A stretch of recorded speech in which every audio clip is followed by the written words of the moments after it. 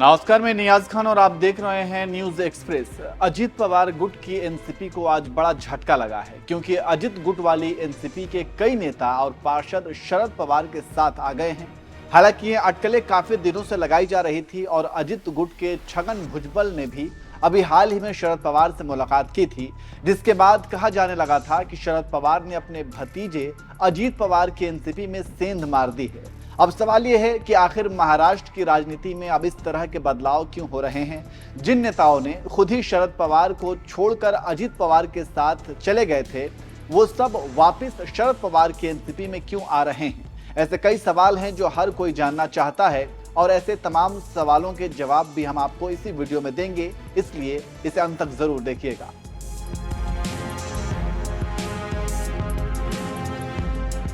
कहते हैं कि वक्त कब किस तरफ करवट ले ले ये कहना मुश्किल होता है, क्योंकि सियासी मैदान में कोई किसी का सगा नहीं होता।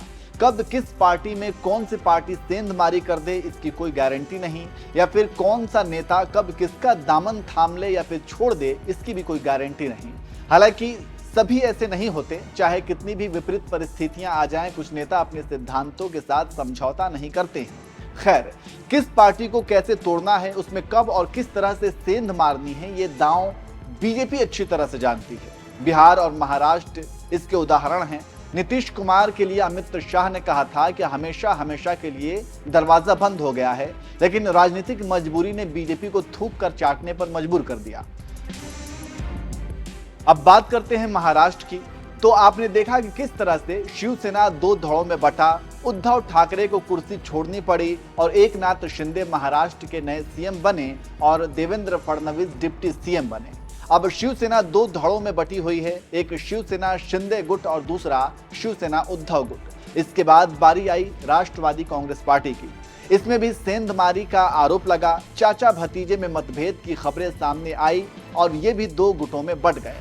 एक एनसीपी अजीत पवार गुट और दूसरा एनसीपी शरद पवार गुट, और इन पार्टियों को दो फाड़ होने का आरोप बीजेपी पर लगा। कहने का मतलब यह है कि लोकसभा चुनाव से पहले तक राजनीति के मैदान में खूब दांवपेच का खेल खेला गया, लेकिन जैसे कि मैंने पहले ही कहा कि वक्त कब किस तरफ करवट ले ले ये कहना मुश्किल होता है। जैसे ही लोकसभा चुनाव खत्म हुआ और जो चुनावी नतीजे सामने आए, उसके बाद से सब कुछ बदल गया है। अब इसी बदलाव की कड़ी में महाराष्ट्र भी है। महाराष्ट्र की राजनीति में बड़ा बदलाव दिख रहा है। इसी साल यहाँ विधानसभा चुनाव होने वाले हैं और इससे पहले वहाँ की राजनीति में काफी ज्यादा हलचल है। और जिस राष्ट्रवादी कांग्रेस पार्टी में दो फाड़ हुआ था और जो नेता शरद पवार को छोड़कर अजित पवार गुट में शामिल हुए थे, अब उनमें से कई नेता घर वापसी कर रहे हैं। अभी हाल ही में सबसे पहले छगन भुजबल ने शरद पवार से मुलाकात की थी, जिसके बाद ये अटकलें लगाई जाने लगी कि अब भुजबल घर वापसी करेंगे।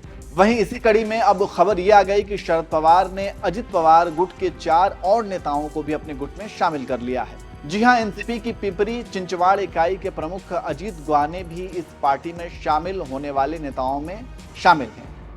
जी हां, एनसीपी की पिपरी चिंचवाड़ इकाई के प्रमुख अजीत ग्वाने भी यहां पार्टी में शामिल होने वाले नेताओं में शामिल हैं। एनसीपी की पिंपरी चिंचवाड़ इकाई के 3 दूसरे वरिष्ठ नेताओं ने भी कल पार्टी छोड़ दी थी, जिसके बाद अजीत पवार की एनसीपी को बड़ा झटका लगा था।